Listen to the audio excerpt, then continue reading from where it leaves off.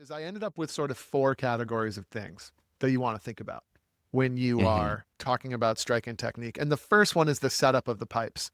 Basically, not a day goes by where the 4 questions of bagpipe maintenance don't play a big role in the success or failure of my session, right? So that's one of the first things here. Jim, we're back for part 2 of our discussion about strike-ins. Part 2, we left a cliffhanger after talking about the setup, but what about the tar? We got this, but what's the tar of the star system? Yeah, there's 3 more categories coming our way. And unlike last time, we're not going to preface this with 10 minutes of Lord of the Rings blather. Especially Lord of the Rings blather that results in us not knowing the answer to the very simple question that we pose to ourselves. Man, we are quite the team, aren't we? Yeah, a bunch of jerks over here. So anyway, we talked about how obviously we want our pipes to be set up a very specific way. Check out the last episode for all the details. I don't know. I feel like we hit on some good stuff there, and we did talk quite a bit about calibration. I feel like calibration and strike-ins, it's like they have to have a relationship. Sure, there's a relationship between the two, and we talked quite a bit about that. But then let's talk about the actual technique of striking in. There's a couple of key things that I see people do that you should not do. By the way, I see people do this sometimes even at the highest levels. So it's not to say that this is universally correct and that no one would ever disagree with me. I think there's all sorts of different ways. But here's one I see all the time. This is my Dojo U pillow. Let's pretend this is my bag and I'm about to strike in. One of the things I see all the time is the old slap. The slap and tickle. No, it's just a slap. But like, so when we're striking in the bag, we're going to be in the ready position. And then when it comes time to strike in, people do a big wind up and slap the bag like that to strike in. No, don't do that. So that's the first thing on my list. Don't slap the bag. Instead, okay, when we strike in the pipes, it's going to be a push together, but my hand is going to stay on the bag. And I personally use my whole hand spread out so that I have like maximum surface area of the hand.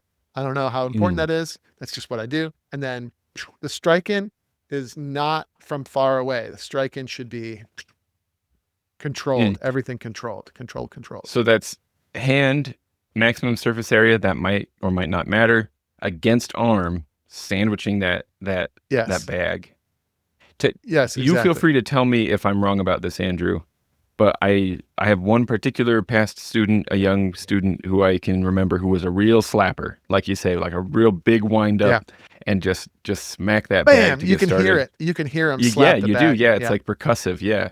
Bam. And what we worked out was that like the kid had figured out accurately that they needed a shot of force to get their reeds to come in. Yeah. And so like good for them for figuring that out. But it's what not we worked out true. That's not actually true. But well, fair enough. That's not the way I look at it. What we worked out was that he could get the same effect on the reeds by coordinating a strong blow into the bag at the same time as he did a squeeze. Yeah. Well, we're going to talk about ended that. Up being more controllable. Right. That's also part of this technique. So the other part, by the way, when I did this, I called it the flam method. Nowadays, I call it the three-pronged attack. Flam, that's a drumming thing. Is that where it goes to gut like 2 hits? Well, it's flam is when 2 sticks hit the drum at the same time, except for not one quite stick. at the same time. Yeah, exactly. Except for one stick comes in ever so slightly before the other one. And the reason you would do that, the reason you would do that is it would give more depth to the sound. As it turns out, 2 sticks hitting a drum at the exact same time is actually not a positive thing that drummers tend to want. So instead it's sort of like a simulation of that.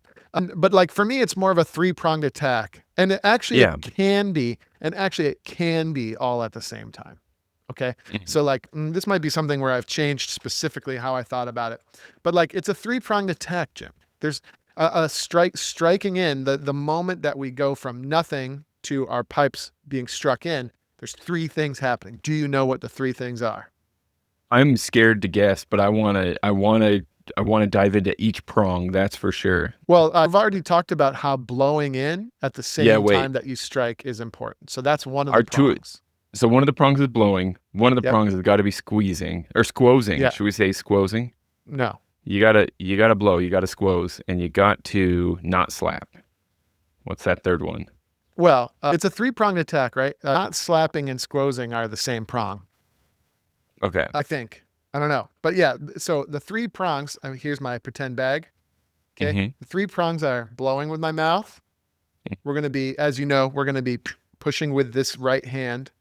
And then the other thing is, what are we going to be pushing against? Mm. What Got to is have it? your arm on the other side there That's to right. give you some. I think of it something to as press against. the inside of my elbow is going to be on the Yeah. other side. So if I had no bag, we would be pushing Yeah. those two together, the arm and the hand, right? So prong number 1, elbow, prong number 2, hand, prong number 3, blowing. And when we strike in the bag, we want all 3 of those to go at the same time. Check this out, Jim, hang on, hold that thought. Prong. That's what the imaginary 3-pronged attack looks like. Blowing, inner elbow, thing, all at the same time. Yeah. If somebody did come to you, Andrew, and said, instead, my second and third prongs are going to be my hand on the bottom of the bag and my armpit, and I'm going to press up, would you say, well, that's fine? Or would you say, let's not do that? It would be better to use your hand and arm. Yeah. Well, no, don't think so. I'm just thinking of like how the bag is struck in. I can't think of too many exceptions out there that aren't doing that. Like, no. I could be wrong, I guess, but I don't think so. What do people usually do, I suppose, is my question. Like, what does a beginner usually do when they strike in? It's not a 3-pronged attack. Yeah. Or it would be 1 prong at a time, or certainly what the beginner does first is blow, and then they try to strike in the bag, and it doesn't work. It produces a graduated thing. And then to your point earlier, I don't think it's the force that matters. It needs to go from 0 to 80% on the drop of a dime. It cannot be graduated. Yeah. Right. I think, and I don't know for sure. I guess I'd have to think about it more, but I think that's the deal. What makes strike-ins go funky is if the air pressure inside the instrument is gradually ramping up, then there's no control and there's no telling what the drone reads might do, etc. And it tends to be sort of a squeaky, squawky experience. Yeah. So what we need to do to sort of kick everything in is we need to go from 0 pressure in the bag, right? Like another bit of technique would be, we want to fill the bag up as full as it can go without making any sound. Okay. Yes, that's a challenge. Right. But then at that point, that our attack is going to happen just like that. Like we can't graduate the air. We can't blow early.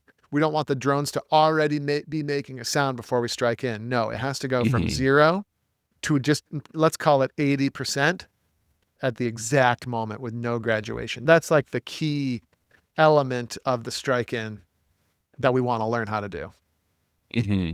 Well, one thing that I've done myself and had to recognize it and change my strike-in strategy, and this was years ago, was that in the I'm getting ready to strike in position, my bag was kind of pre-tucked up into my armpit. Yep, that's right. And so, like, if I thought I was getting to that 80% thing, I wasn't actually, because some of the bag was closed off. And so then when it came time to actually strike in and put it back, all of a sudden I had like this vacuum of air happening. And so the pressure went, you know. So I think there's two what I had to positions, do was like, right? So I'd hold it way away from my body. Yeah. Yeah, it doesn't have to be that far away from your body, but that's right. So your bag actually balances, right? Your bass drone is resting on your shoulder, but your bag actually kind of dangles down. It's not tucked under the arm until after we strike in. And that ready position is essential to get that sort of consistent thing. And that's what we need. We need a consistent, reliable motion, theoretically. And I mean, a lot of that surely is like repetition. I mean, like things like getting a feel for where is your bag at most of the way full, but not going to make sound. I don't know what you would do other than do it 100 times to get a feel for it.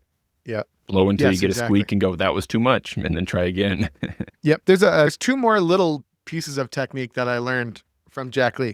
The SFU pipe band was such a well-prepared band that had a plan for everything. And so part of the plan when we played in the band, there's 2 little bits of technique that I still absolutely live by, just things to think about is that my thumb, my high A thumb, is not going to be anywhere near the high A hole until after I've successfully struck the pipes and tucked them under my arm. Like that's interesting. See, right? That's a mistake I've made. Tons of people are also like at high levels. They don't do this. Okay. But I definitely do it. My thumb is definitely off the hole. What sometimes happens when you do your three-pronged attack, you get a little excited. And what do we hear? Chanter sound. Yeah. Instead of just the drone striking in, we also hear the chanter comes in early and it makes like a big sound. Now, if my thumb is on the hole and these three fingers are on, you hear the D sound, or maybe your E is up and you hear the early E.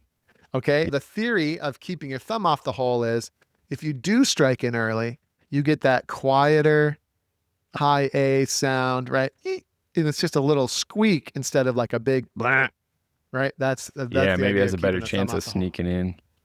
Yeah, that's the mistake I've made, not only as a player, but also as a teacher, unfortunately, is I have told students, like part of your getting ready to strike in thing is set up your E, get on your chanter like that, and be holding it like that. So then when you strike in, you're terrible already idea, on by the way. E. No, turns out that was, add that to the list. Add that to the list of things I shouldn't have taught people. And then there's another reason that's a bad idea.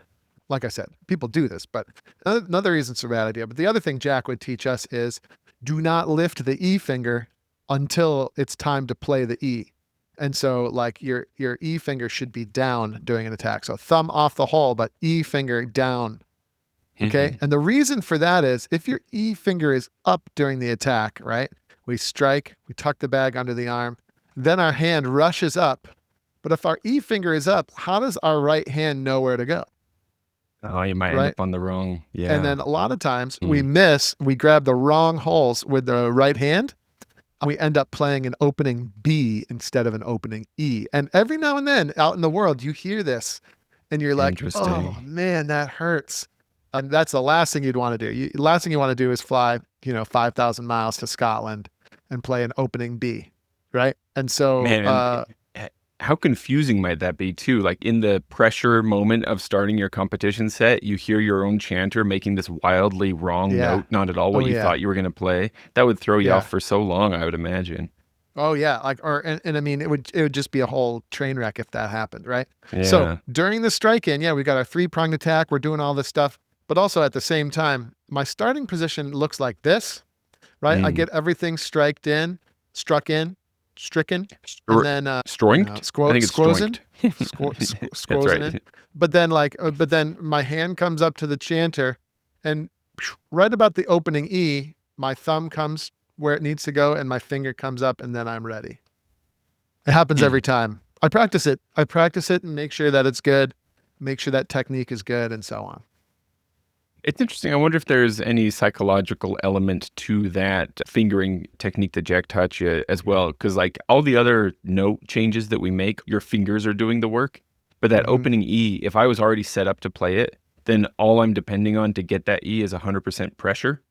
And that's unique. That's weird. So I wonder if I'm adding the finger element to it, if that helps me to get a more crisp, right on time opening E. Yes. Maybe. Anyway, so there are some thoughts about technique. And by the way, as I talk about that, I mean, it makes me feel nerves and anxiety, right? Because there's always a chance you could do everything right, and there's always a small chance your pipes aren't going to start right, and so you also have to keep that in mind as well. And you have to have a plan for what you might do if it doesn't go well. Let's not talk about that because it brings me great anxiety. Let's move on to the next letter in what is this, an acronym? Yeah, acronym. Is that what you call it? Yes, sir. Yeah. So we have setup which is S, and we have technique, which is T, and the next one is air pressure. Right? So we've all heard the E that comes in kind of like this. When we start the set, we don't want our E to sound like that. We want it to sound like this. And have it to be like one solid, perfectly in tune E, if possible, right? Yeah. So let's do that then. Let's make sure we do that. Yeah, and I don't know. I don't know if this is a specific technique or not, but a couple of thoughts here. Like in final tuning or just before you're going to do your attack, you're memorizing or you have a feel for how you're blowing your instrument and where it's sounding the best and the pressure at which everything is in tune. And hopefully you've been doing that the whole tune up. Okay. But that needs to be kind of stored in your short-term memory as well. That feeling and that pressure, you want to store that so that when we do the attack, that's the pressure we want to recreate right out of the gate. Making sense? Like when our pipes kick in and we play that E, we want it to be at that perfect pressure, if possible. If possible. We don't have anything, we don't have any reference for. point. Yeah. We don't have any reference point other than our memory to do that. Okay. We want to try to recreate the pressure during the attack. And it says when in doubt, err on the side of caution. I just think that means we don't want to come in too heavy on the blowing on that opening E. Sometimes we get a little excited and a little nervous. But then I think the most important thing here really is the fishing problem. We don't want to go fishing, Jim. Oh, right? If all the E's are gonna come in and they're gonna be a little bit off, better to hold steady there until you get into the tune rather than have all them going. Right. It's like Jurassic Park. If you don't move, the T-Rex can't see you. Judges can't hear it if you don't move around. Well, they can. I mean, the judge might notice that the E's were not perfectly in tune, but the judge might also notice that they're solid. As opposed to if people come in on the E and then they start immediately searching, trying to find the right pitch where they should blow, or if it's graduated, or right. We don't want to come in low and then we don't want any of that. We just want E, and it's likely that it's not going to be perfectly in tune because our bagpipe is going through a lot in the previous few seconds, right? Yeah. So it's likely that it might not be perfect. However, I practice attacks as often as I can to try and make the E perfect when I come in. But the important thing is not to fish. Yes, don't fish. Do you think that maybe, I mean, surely a really good judge is still going to be able to hear it no matter what, but do you think maybe having the drums still doing rolls during that opening E maybe kind of helps us to kind of cover a little bit of but they don't there? really, right? So the drummers, and we're going to talk about that in a second, the drummers, they end their second roll at the exact moment our E begins. Oh, you're right. In my mind, I was offsetting that by a set. That's right. You're done with rolls by the time you get to E, aren't you? Yep. So nothing is hidden at all. It's right out there in the open. Yep, exactly. Well, let's move on to that. So rhythm is the final one to make the word star. Rhythm is the final one. So we need to make sure not only do we have to do all this stuff, Jim, but we also have to do it all at the exact same time in unison. It's crazy. Who came up with this? This is what's hard. Yeah. Someone a while ago was like, hey, you should play the bagpipes. But they left out all these details. Who gets into bagpiping specifically because they're like, I want to do difficult things in unison? Not a lot of us, true. I think. Strike-in is amazing, though, when it's done well, right? It does have a great effect, yeah. Absolutely. Anyway, so now that we have all this, let's say everyone can strike in their pipes, but what's the plan to be able to do this in unison with the rest of the group? My point here would be all of this, the pipe band style attack has to be synchronized to the rhythm. What's cool is the pipe band strike-in has a very distinct rhythm, and it's not that complicated. It's an 8-beat pattern. So we have rolls, rolls, stop, rest, rolls, rolls, E, rest, and then we would start the tune. Sometimes you have a pickup note in the E, I get it, but that's the basic structure. That's the flow of the pipe band attack. So the goal here, or what we want to do, is we want to coordinate all of the steps of the pipe band attack to that rhythm. Let's run through it. The first 2 beats of rolls, nothing's really going to be happening. Our bagpipe is just going to be in the ready position, and we start to march. There's 2 beats of rolls, nothing happens. On the 3rd beat of the roll, what happens? What do most bands do? Drones come in. Nope. On the 3rd beat of the roll, the drones don't come in yet. On the 3rd beat of the roll. Oh, 3rd. Sorry, my bad. No, yeah, you're good. On the 3rd beat of the roll, the hand usually comes up on the bag, right? Yeah. Then there's a rest where nothing's happening. That is where your hand should come off the bag 4 or 5 feet for the big slap, right? No, we're not right doing in your neighbor's face. And then whack. Our hand is going to stay on the bag during that rest. Okay. Now at the very beginning of the 2nd roll, we're going to strike. On the next beat, we're going to tuck the bag under the arm. And then on the next beat, we're going to play E. And I call that the strike, tuck, E. I don't know. I probably didn't come. Maybe I didn't come up with this. I want to see if I got this right, Andrew. So, pipe major says, band, rolls, 1, 2, hand on bag. Hand on the bag, rest. And then strike, tuck, E. Yeah. Yeah. Gotcha. So that's exactly it. I'm ready. Put me so in, it coach. Goes by the right, quick march, or 1, 2, or whatever. By the right, quick march. Rolls, rolls, hand on the bag, rest, strike, tuck, E. All day long. And then that's the plan. You can practice this on your own. You don't need to be in the band to practice this because you're also marching at the same time. So each one of these steps should perfectly coordinate with the moment that your foot strikes the ground. Okay. So we got rolls, rolls, hand on the bag, strike, tuck, E. And for me, I'm very like bam, bam, bam.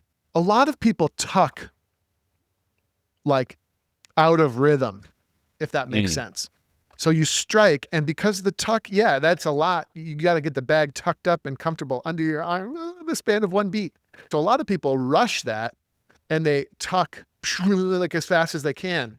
Okay. Yeah, like as soon as you strike in, you're tucking instead of strike, exactly. tuck. But for me, I don't do that because the rhythm is the key. So strike, tuck, E. Like I'm on the way. So strike, I'm on the way. I'm pushing the bag up, but it's not frantic. Strike, I'm going to be finished with my tuck on the next beat. That gives me a beat to get my hands in position. Which, by the way, my thumb's off the hole and my E's already in the position. So getting my hand in position shouldn't be too difficult to do really quickly. And this, like you say, this is something that we absolutely can practice on our own. And so like this is a part of the competition thing that like, unless there's some huge shakeup in the competition world in the next couple of years, this will always be the same for every set, every medley that you do. And so go ahead and practice it so much that it becomes muscle memory, like why not? Right? Yes, exactly. Well, and you have a very specific plan. And then, yes, I think one of the things you said is you can absolutely practice this on your own. I would take it one step further, and I would say that you can only practice this on your own. You're going to get chances to do it in band, but you can't practice it there because you can't hear what you're actually doing, right? The most important thing is that we strike in the pipes and it sounds good. And then when we hit that E, the E should be perfectly locked in with the drones. And it should sound great. You cannot practice that at the band hall. You can only practice that by yourself when it's one bagpipe. Okay. And then the goal, okay. And I'm not saying I'm perfect here. No, I don't think anybody's perfect, but the goal is to get a great sounding E that does not waver. That comes in exactly on the beat. And I think that's something you can only practice on your own. When I am practicing for the band, I make sure my pipes are sounding good. Yes, to the best of my ability. But then every practice session when I'm working on band material includes many attacks into all the different sets. And it includes many stops. So it includes the very last few bars of every set as well, making sure that the bagpipe sounds great during those moments and that I have as much control over it as I can. That makes a lot of sense. Andrew, we're talking a lot about, like how to do the strike-ins. Maybe it's so obvious it's not worth mentioning, but maybe it is worth taking just a minute to talk about why this matters. Like, why should we care? You mentioned in the course, you say, attacks are too important to leave to chance, and therefore the objective is not to learn how to produce a good attack. Instead, the true objective is to completely eliminate any chance of a bad attack. Yeah. Why should we care so much about the attack? What if the set is amazing? Like, then did the attack really matter? Yeah. I mentioned that there's always a chance of a bad attack. I think that with the right setup, and with synthetic drone reeds, you can get the probability that your pipes won't come in, you can get that to near zero. But then with cane reeds, man, I just feel like there's always a chance. It's very scary. There's always a chance. But the goal is that it's completely reliable. That's the goal. What was your question? Why does it matter? Why do I care if does it matter? Like, what if I played like just a face melting amazing set? Then is anybody going to remember that my attack was a little wonky? Well, many bands have won the worlds where one or more of their sets had bad attacks. So it's possible. It's not the end of the world if your pipes don't strike in quite right. Okay. With that said, though, it's sort of generally accepted that you'll be punished heavily for a bad start by a judge. I think it's the first impression thing, right? First impressions matter. And you want your pipe band to come in perfectly in unison, and you want to have that strike-in effect where we go from everything sounding like chaos to that perfect E. And, we want that. And the judges want that too. I've been in competition circles before where I messed up on the attack. And I mean, this is my problem. I'm not saying that everybody would think this way, but I felt like, well, that's it. Doesn't matter. What else I do from now on? Like this one is ruined. Yeah, that's so not really the right way. Like it's over, not in a freeing way, in a defeatist way. Like I gave up at that point. Yeah. Yes. Well, it's certainly not ideal. Yeah. But, you can picture a hockey team that goes down 2 goals in the first period. It's not great, but the game's not over, right? My favorite medley of all time, 2008 SFU pipe band, which, by the way, I was not in the band, so that's allowed to be my favorite. I was not in the band that year. But it was the best medley of all time, probably. And I think one player had a double toning bass and had to restrike. And I think the judges noticed, but it didn't matter. That's how good it was, right? So is this kind of one of those things where it's like treat it like it's the most important thing in the world, but then when it comes time to execute, don't treat it like it's the most important thing in the world. Like don't let it psych you out kind of thing. Yeah. And it happens all, it does happen all the time. And so, a bad attack does happen. It's not the end of the world. Think of it as a big mistake, but it's not the end of the world. And you're not going to be disqualified, or it's nothing like that. And a good judge is not going to completely write you off. Makes me think of that scene when it's either Patty or Selma is working at the DMV. Somebody comes in. It's obvious they're not going to do well on their driving test. She's got a green pen and a red pen. She just drops the green pen. That's what I imagine happening with the judges when I have a bad strike in. Like, yeah. I don't think this so. This isn't going to go well. So. Yeah. It's definitely not ideal, and we want it to be great. But if it's not great, it would be a even further big mistake to just give up. I might as well add to the list of reasons my kids are going to be upset with me if they ever hear this show, because I use them as examples so often. But both of my oldest 2 sons in the last couple months, with the younger one, I was playing the Pokemon card game with him, and we reached a point where he was like, "Oh, the game's over. You win." And more recently, I was playing chess with my oldest son. Same thing. He's like, "Oh, we can call it here. You win." In both cases, I said, "Hang on, buddy. Let's play a little longer and see what happens." And in both cases, they beat me. In both cases, I ended up losing and they ended up winning. But they wanted to walk away when it looked like they weren't going to win. And so it's one of the great lessons of life, I suppose. You can't change what happened in the past, right? By the way, there is probably a good point to quit at most things, right? Like there is a good point to give up. You could have an ice cube, right? And the temperature could be 31.8 degrees Fahrenheit, and you might still be thinking, "Man, I'm never going to melt. I'm never going to turn into water." Right? And then all it takes would be, 0.2 of a degree and you'll be water.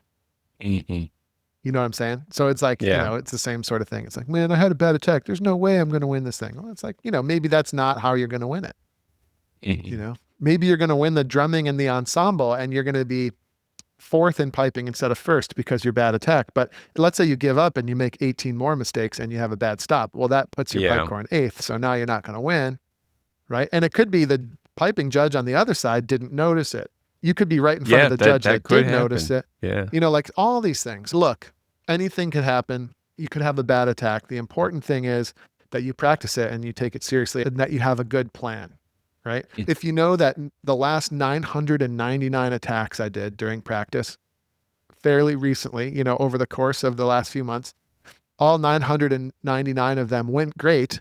And if you have a bad one on the day, like, you did what you needed to do and you just got extremely unlucky. That's the way I think about a lot of these things. Put yourself in the position where the only way it's going to go badly is if I have extremely bad luck. And it's not going to be because of poor preparation. It's not going to be because I did not do my best ahead of time. By the way, that makes practice purposeful and way more fun. Yeah, right? It gives you something really specific to work on, doesn't it? Exactly. If I do have a bad attack, it's not going to be because I didn't do my absolute best here. So Andrew, could we say that when it comes to strike-ins, could we say something like, shoot for the stars? At the very least, you'll end up in the clouds. Sure, Jim. You could say that if you want. Because it's the star, shoot for the stars. Star. I get it. I get it. Jesus. Yeah, so quick review. Set up your pipes good. Play good technique. Get that air pressure locked in and get everything set to the rhythm. That's my basic plan for a great strike-in. And then I practice that a lot. I mean, it's great that it's so straightforward, this visual that you have here, this table, I could tape that to the wall and do a quick check pretty easily. It's not like it's a whole book to figure this thing out. Yeah. On the Dojo premium membership, I think, Dojo premium membership, there's a course all about this that gives you all the details. And there's some really cool video in there where I video myself doing some attacks and I show each step in a lot of detail. So for those who do want more detail, as usual, premium membership is the way to go. Yeah, I can plug that course, having just barely done it a couple weeks ago, and being able to watch the examples and hear the examples going through does help a lot for sure. Well, there you go, Jim. Who knows when this is, I mean, I know when it is. I know when we're recording it, but this, please don't put this out the day before the Worlds. It's going to be extremely anxiety inducing. We'll wait and see how your strike-ins go at the Worlds. Jim, don't even say that. I'll do two different edits of this, one that's better and worse, and depending on how you do at the Worlds, I'll release one versus the other. You're a bad person. Hey everybody, Andrew Douglas here from the Piper's Dojo, and I just want to say thanks so much for listening to today's iteration of the podcast. If you enjoyed what you heard here today, it would be super helpful to us and to a lot of bagpipers out there trying to find us. If you could give us a top-notch review on whatever platform you're using to listen to this podcast, particularly Apple, iTunes, and Spotify and things like that, your review would be really, really helpful. So if you have a moment today, definitely go over there and help us out. Other than that, until we meet again on the podcast or somewhere else, thanks again for listening.